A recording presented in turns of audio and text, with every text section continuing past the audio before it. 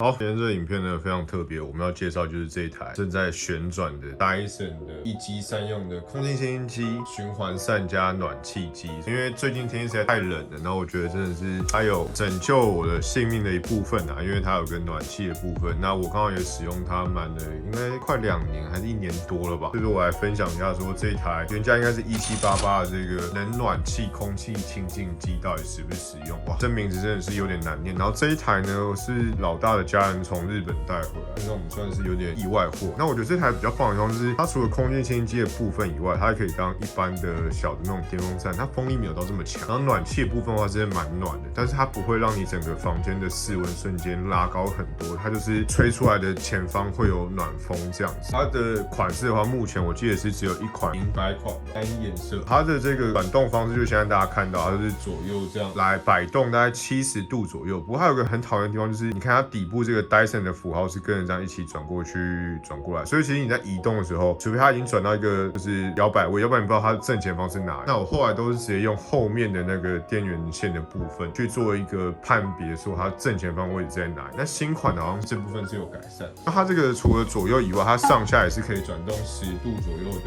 范围，所以我觉得还行，就是不无小补啊。然后空气清新机的部分的话，它是有着13级的 Hip Hop 滤网，最有趣的是它的进气孔是365度，它这个下面那个环状前后左右都可以进。那适用的坪数大概8坪的空间是1个小时可以净化2次，所以说还行。它这遥控器是可以直接吸在上面，所以我觉得还算是蛮方便的一个设计。有的是这种红外线，所以基本上我有把它跟我的红外线发射器在那边，你们可能看不到，然后它是有做一个连接，所以说哇，遥控器有岁月的痕迹啊，就知道我不是唬烂，这是真他妈用很久。它是可以直接做一个联动，所以基本上我可以直接跟他讲说，嘿 ，Go 启动暖气开关。你看，它就关掉。那我就跟他讲说，嘿 ，Google 启动暖气开关。你看，它就打开了。然后或者是要教它摇摆的话，嘿 ，Google 启动暖气摇摆。然后它就自己开始这样转动，所以其实是我觉得它红外线这件事情让这个机器变得蛮方便。那遥控器部分很简单，它就是冷气、暖气的部分，然后一个定时，它可以设睡眠定，它可以从15分钟上跳，最多到9个小时，所以你可以定时说它什么时候要关，不过它不能定时说什么时候要开，有点可惜。然后这个按钮就是左右摇摆，然后它的风是有2种，一种是扩散，它就是会散出去这样，然后一种是全集中，哇，全集中暖气之呼吸的那个全集中，所以说我觉得还可以。如果睡觉的话，我会开扩散啊；如果真的很冷，早上起床穿衣服的时候会开集中，然后狂吹自己。温度的话，可以最多到应该是37度，然后最低到1度吧。所以如果你调到低于室温的话，它就会变成冷气这样。你看，像现在就是最低到1度。那通常的话，我如果暖气我都是调到差不多，我觉得30度上下是差不多。然后风力的话是10段的风力，那我觉得它的风力大概在5左右，你就会开始明显感觉到它的出风的量是有变大。然后到10的话，这就是10的风力的声音，我觉得还好，就是一般电风扇的风力的声音，我觉得还 OK。它也有是做安全性的设定，所以说如果你真的推倒它，它不会倒。它有个地方很厉害的是，你拿起来它也不会马上停止。你看它刚刚还是有继续在转动，所以我觉得这其实很不错。但如果你把它推倒的话，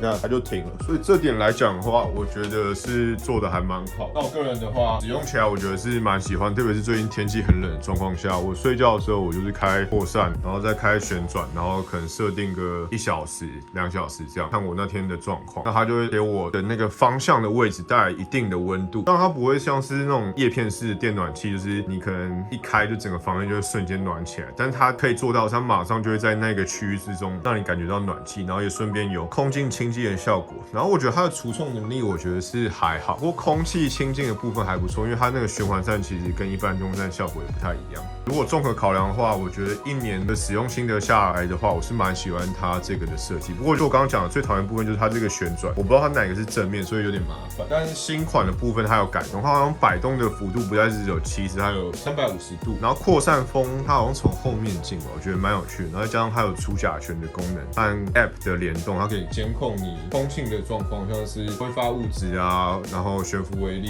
温度和湿度。不过就看你个人有没有需求啦。我觉得以最近温度这么低的情况下来讲的话，我觉得家里有一台这个我是蛮感动，所以这也是我为什么想要拍片来分享原因之一啦。好，然后这一款的话，我记得原价是17888嘛，然后我现在拍片1月17号的当下，我看 PC Home 应该是13888，然后还有送什么果汁机啊、什么电热毯类，所以我觉得还不错。那最新款的是24900，那至于问我会不会想升级的话，我是觉得还可以，因为虽然说它的旋转的弧度更大，不过基本上就暖气和空气清新机的效果来讲的话，我家没有这么需要出甲醛的部分。那如果真的需要的话，我也有一台 Honeywell 的空气清新在，所以我觉得还不错。那就暖气的角度来讲的话，我会觉得还不错，所以推荐给大家。那因为之前我有拍过一个 Dyson 的吹风机的影片，我觉得那个影片的反应还不错，蛮长命。那我就来分享一下这种使用1年之后的心得。那如果大家有什么对于什么电器特别好奇的，也可以底下留言问，那我可能会再拍一支影片。好了，那这大概是我的分享。所以说值不值得买，我觉得还蛮值得的，特别是很冷的时候，真的是感谢这一台救我一命。这样最近真的是冷到爆了。好，所以说如果你对这种遥控家电的智慧居家很有兴趣的话，记得去我